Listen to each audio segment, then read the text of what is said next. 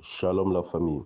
Ce matin, nous allons méditer sur le thème Agir selon l'inspiration du Saint-Esprit. Nous allons lire dans Isaïe 11, verset 3. Nous proclamons. Et il lui inspirera la crainte du Seigneur. Il ne jugera pas d'après ce que voient les yeux. Il ne se prononcera pas d'après ce qu'entendent ses oreilles. Parole du Seigneur, nous rendons grâce à Dieu. Shalom la famille. Bénissons le Seigneur qui confie ses jugements au roi, sa justice au Fils des rois.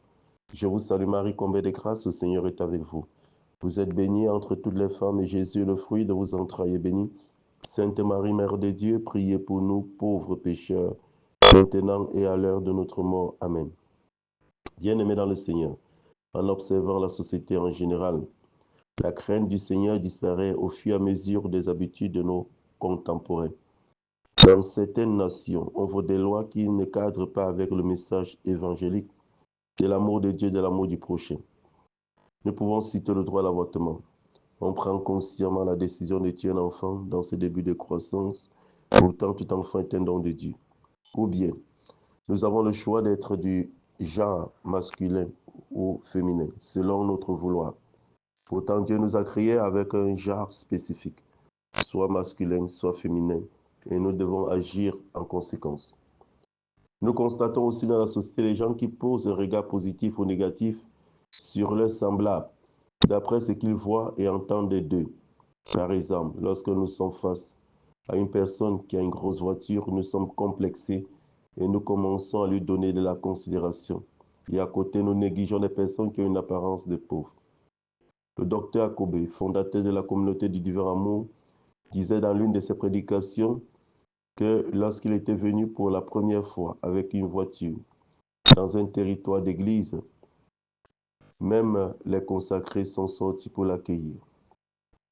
Donc l'accueil était différent des autres jours. Donc le jugement par l'apparence extérieure a gagné notre société contemporaine. Pour gagner un contrat dans une entreprise, il faut meubler l'extérieur, au lieu de s'appuyer sur la connaissance du travail d'efficacité. Les donneurs de contrats regardent plus le meublage extérieur. Et pour d'autres, ils pratiquent la corruption. C'est dommage. Ce matin, le prophète Isaïe nous invite à revoir notre respect, notre engagement, notre révérence pour les œuvres de Dieu. Est-ce que nous mélangeons les initiations chrétiennes avec les autres initiations que les sociétés modernes et traditionnelles nous proposent? Quel respect et révérence pour notre baptême?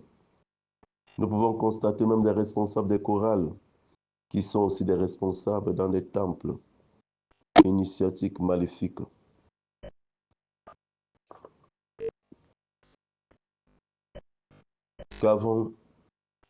Qu'avons-nous fait de la crainte de Dieu?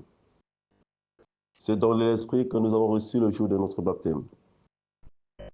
Nos vies d'impureté démontrent le non-respect à la sainteté de Dieu. Ce matin, Jésus, par la prophétie d'Isaïe, nous encourage à vivre de la crainte de Dieu, qui est le commencement de la sagesse, c'est-à-dire la fuite et la haine du péché, et un profond respect pour la puissance et la sainteté de Dieu. La crainte de Dieu se demande par notre capacité à agir selon les instructions du Saint-Esprit. En fonctionnant selon notre propre volonté, la volonté ou bien la volonté du monde, nous nous dissocions de ce don de l'esprit. Notre jugement ne doit pas se reposer sur les apparences extérieures. Par exemple, j'ai un grand poste dans une nation, des voitures, une grosse somme dans mon compte bancaire et je suis béni. Il faut toujours discerner car l'apparence extérieure est trompeuse. La prophétie d'Isaïe dit qu'il ne jugera pas d'après ce que voient les yeux. Il ne se prononcera pas d'après ce qu'entendent les oreilles. Jésus qui était venu dans l'histoire, qui est présent dans le fait et qui viendra à Noël, regarde nos cœurs qui ne sont pas visibles à l'œil nu. Jésus nous invite aussi à agir selon les instructions du Saint-Esprit qui se trouvent dans la parole et nos cœurs qui sont physiquement invisibles. Beaucoup de personnes sont frustrées et angoissées, prêtes au suicide en voyant ou en écoutant ce que le monde physique leur présente. Par exemple, je vois, je sens et j'ai entendu que j'ai une maladie incurable. Mais Jésus te dit que le juste vit par la foi et non par la vue. En offrant nos vies à Jésus, les circonstances de la vie ne doivent plus influencer nos attitudes.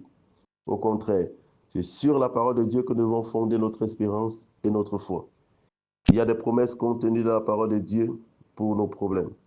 Découvrons-les et vivons en fonction pour éteindre toutes les flèches enflammées de la peur, du doute, de l'angoisse qui nous tourmentent ce matin.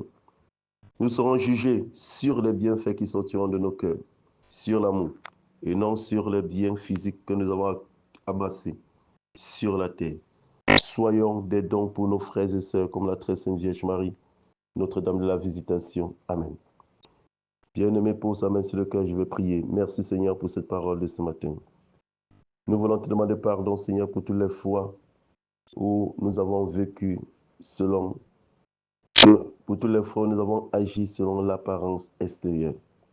Prends pitié de nous et de toutes les personnes connectées au son de ma voix. Et donne-nous de fonder notre foi sur la parole de Dieu qui est invisible. C'est au nom puissant de Jésus que j'ai prié. Amen.